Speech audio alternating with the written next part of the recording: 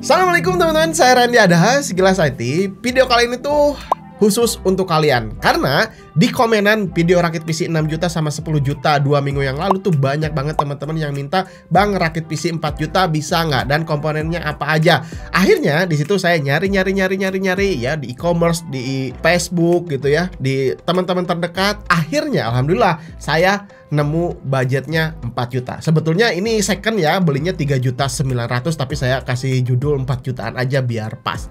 Nah, dengan spek seperti ini tuh banyak banget yang harus kita perhatikan dan banyak banget kekurangan dan kelebihannya. Dan satu lagi ya, ketika saya browsing ya, spek PC seperti ini ternyata ada yang jual juga di marketplace hijau dan orange ya, banyak banget. Harganya sekitar 4,7 jutaan. Tapi ini saya dapat di 3,9 jutaan. Jadi ya lebih irit lah ya, sekitar 800 ribuan. Lumayan gitu ya. Oke, kita akan langsung cari tahu spek lengkapnya apa aja ya. Ini kondisinya semuanya second, nggak ada dusnya, nggak ada apa-apanya, cuman PC-nya aja gitu ya, PC only.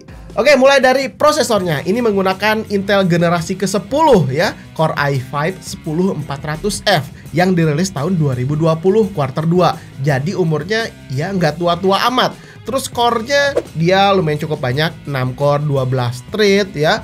Terus untuk motherboard-nya di sini pakai ASRock yang paling murah sekali, serinya H10 HDP. Ya memang untuk memori RAM-nya di sini udah bisa dipasang 2 slot, udah support LGA 1200 ya, Intel Gen 10 kan LGA 1200, tapi minusnya di sini tuh belum ada slot M.2-nya. Jadi kalau misalkan pakai storage harus pakai SATA gitu ya, atau hard disk gitu ya. Itu plus minusnya. Terus untuk memori RAM-nya, alhamdulillah saya dapatkan yang 2x8 GB.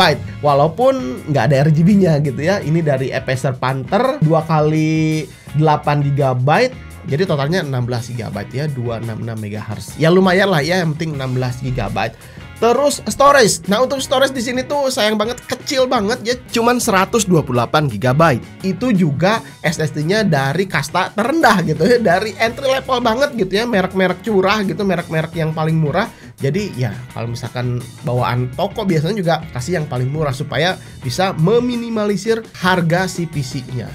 Terus lanjut GPU-nya. Nah, ini yang paling apa ya, susah banget dipertimbangkan sebetulnya ya. Budget PC 4 jutaan, kalian mau punya PC gaming yang kenceng, kayaknya agak susah milih.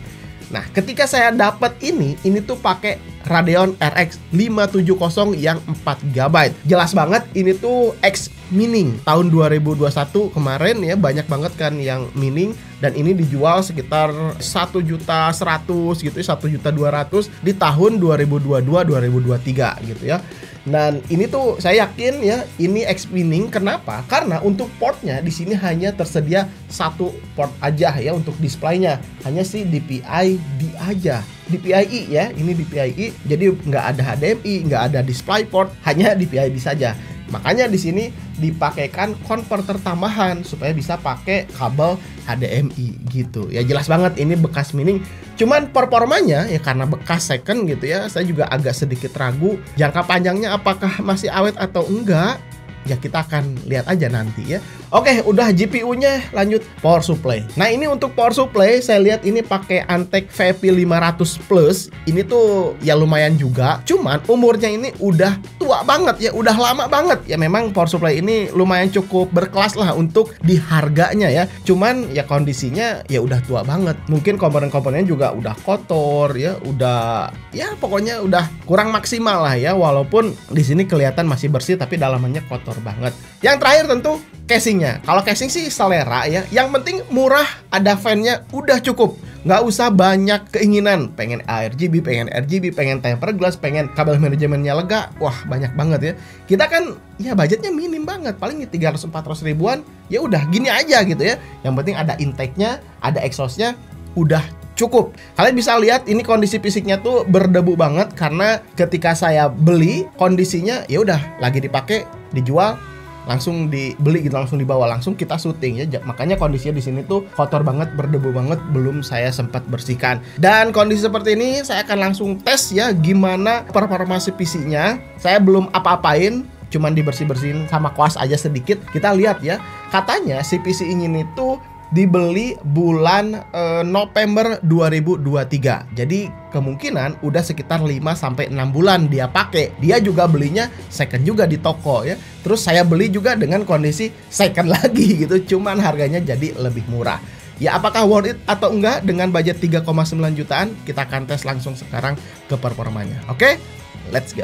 Sebelum lanjut, iklan dulu ya teman-teman. Kita udah tahu kan kalau NVMe itu lebih kenceng daripada hard disk. Semakin mahal harga NVMe, semakin canggih teknologi di dalamnya. Tapi masih ada kok NVMe yang harganya terjangkau tapi tetap bisa membuat PC atau laptop kita semakin kenceng. Ada Data Legend 710 solusinya. Tersedia mulai varian dari 256 GB sampai 2 TB. Harganya mulai dari 360 ribuan. Nah, yang saya pegang ini versi 1 TB. Ketika saya tes, read-nya tuh menyentuh 2600 MB per second dan write-nya di 2000 MB per second, melebihi klaim dari web resminya yang hanya di 2400 MB per secondan. Legend 710 ini menggunakan controller kelas entry level terbaik, yakni RTS 5766DL. Tentu ini belum ada DRAM cache, tapi sebagai penggantinya sudah dilengkapi dengan teknologi HMB atau Host Memory Buffer. Walaupun NVMe ini kelas low end, tetap dikasih heatsink pendingin supaya performa tetap stabil ketika penggunaan di PC, laptop ataupun PS5. Terbukti ketika pengujian benchmark, suhu maksimum hanya 48 derajat Celcius aja. Masih jauh dari batas maksimum temperatur di 70 derajat Celcius. Info lengkap bisa cek deskripsi. Oke, sekarang kita akan tes game. Ini saya tes Spider-Man Remaster resolusi 1080p ya. Presetnya paling tinggi dulu. Kita lihat ya, si RX 570 di sini tuh usage-nya udah 99%. Di sini sih nggak muncul watt GPU-nya ya di Afterburner ini. Karena apa? Kemungkinan versi Afterburner yang saya pakai tuh udah terlalu tinggi. Karena ini PGA-nya udah terlalu lawas banget, jadi nggak kedeteksi untuk si suhu dan watt GPU-nya.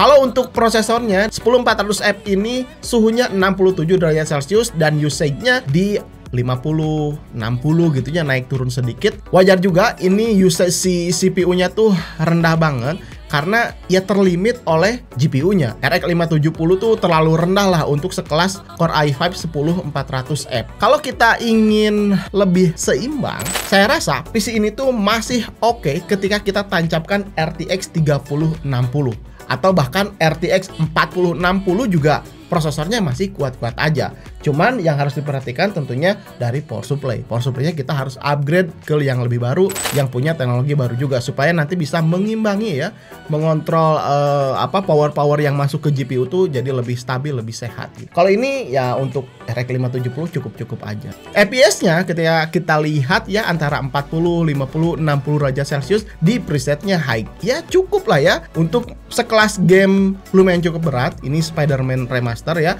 Kalau kita main game e-sport seperti Valorant, CS:GO, PUBG ya, Apex Legends kita akan tes juga nanti. FPS-nya saya yakin pasti masih di atas. Oke, kita lanjut ke game yang kedua. Game kedua saya tes game lebih berat. Ini Red Redemption 2 ya. Kalian bisa lihat si RX 570 ini udah 99%. Udah mentok-mentok banget ya, udah terperas gitu ya performanya. Dan untuk 10400F kalian bisa lihat usage-nya 20%, 9%, ya mentok-mentok 30%-an gitu ya. Masih jauh banget gitu ya penggunanya.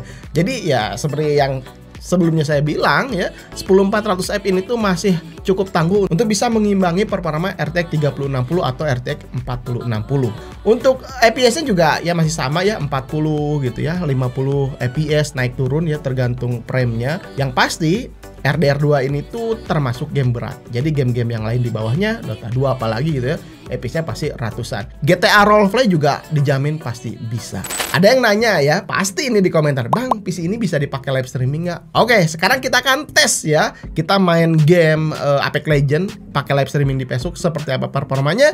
Kita akan langsung streaming sekarang. Let's go.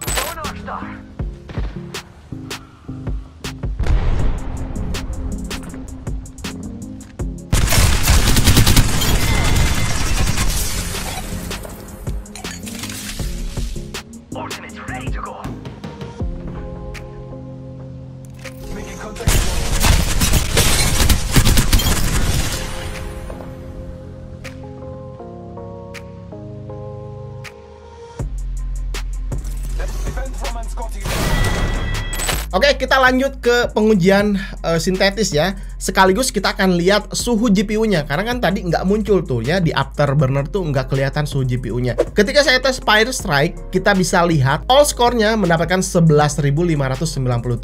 Kalau menurut saya pribadi sih, skor 11.000 ini tuh pas-pasan banget lah ya untuk main game di tahun 2023-2024 ya, game-game terbaru khususnya ya. Kalau yang ya paling minimal banget gitu ya, punya all score di atas 14.000 udah aman banget. Kita lihat ya untuk suhu GPU-nya, di sini kelihatan RX 570 tuh maksimum di 80 derajat Celcius dengan GPU core powernya menyentuh 115 watt. Kalau kita lihat dari GPU powernya, ya memang ini udah maksimal banget, suhunya 80 derajat Celcius, cukup banget ya, nggak terlalu dingin, nggak terlalu panas juga. Kecuali kalau udah menyentuh 90 derajat Celcius, saya yakin ya GPU ini harus diganti pastanya, harus dibersihin fan-nya, supaya suhunya ketika di pengujian 3D Max seperti ini atau main game seperti tadi ya, suhunya bisa aman ya 75-80 derajat Celcius. Ini udah sangat pas sekali lah ya, nggak terlalu khawatir, nggak terlalu dingin juga, normal lah ya. Apalagi kalau nanti saya bongkar, saya bersihin, ganti pastanya, kemungkinan ini bisa di 76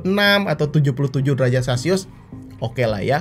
Lanjut pengujian Time Spy, mendapatkan all score 4155 poin. Jadi menurut saya sih agak kurang ya untuk mengejar game-game yang sekarang di tahun 2023-2024. Kalau ada game baru ya, skor minimal menurut saya sih di angka 5.000-an ke atas ya. Ini juga bisa naik lagi angkanya kalau kita upgrade GPU-nya. Ya kayak tadi, misalkan ganti RTX 2060, 3060, otomatis nanti si poinnya ini bakalan lebih naik. Jadi untuk melibas game-game yang kemungkinan bakal hadir dia di tahun 2024 ini masih cukup bisa diandalkan. Oke teman-teman, segitu ya. Gimana menurut kalian rakitan PC, bukan rakitan PC sih, PC second 4 jutaan ini apakah worth it dengan performanya? Menurut saya pribadi sih ini cukup lah ya, cukup banget ya. Harganya nggak terlalu mahal, performanya juga nggak terlalu kenceng-kenceng amat. Terus untuk suhunya yang saya khawatirkan ya memang dari GPU-nya ya, 80 derajat Celcius ya nggak terlalu panas sih sebetulnya. Tapi nanti saya akan coba bongkar, ganti pastanya supaya bisa lebih dingin lagi. Itu yang pertama. Terus yang keduanya dari stock cooler. Nah ini pakai stock cooler kan ya, suhu prosesornya tadi ketika main game tuh ya lumayan agak hangat ya, 60-70. Kalau PC ini mau dipakai ya saya sarankan sih diganti pakai cooler aftermarket Paladin X400 ya. Terus yang 200-300 ribuan lah ya, cukup untuk mendinginkan si Core i5 10400F ini. Karena ya lumayan cukup panas juga ya kalau si CPU ini tuh bekerja full load ya. Tadi juga belum full load sebetulnya, masih di bawah 50%, tapi suhunya di 60 hampir 70 derajat Celcius. Terus satu lagi, spek seperti ini tuh menurut saya oke untuk 1 atau 2 tahun, mudah-mudahan nggak ada kerusakan. Nanti kalau udah ada 2 tahun ke depan, yang di-upgrade cuman GPU-nya dan power supply-nya. Udah itu ya. PC ini udah kencang lagi, udah siap ya menyambut atau melibas game-game yang kemungkinan bakalan hadir di 2024 atau beberapa tahun ke depan. Udah gitu, cukup. Dipakai editing tentunya masih bisa. Dipakai live streaming, kalian udah lihat tadi ya, performanya cukup oke, nggak ada kendala, masih aman, asalkan internet kalian di rumah ya kencang juga ya, supaya nggak patah-patah. Oke, gitu aja teman-teman. Sorry banget nih suaranya agak mindeng ya, karena saya lagi flu ya, jadi ya, kemungkinan ya suaranya agak pelan. Kalian bisa cepetin videonya 1x25 gitu ya, supaya lebih enak nontonnya, karena suaranya nggak kuat nih ya. Oke, gitu aja teman-teman. Sampai ketemu di video berikutnya. Saya Randy Aris di kelas IT. Assalamualaikum warahmatullahi wabarakatuh. Salam teknologi.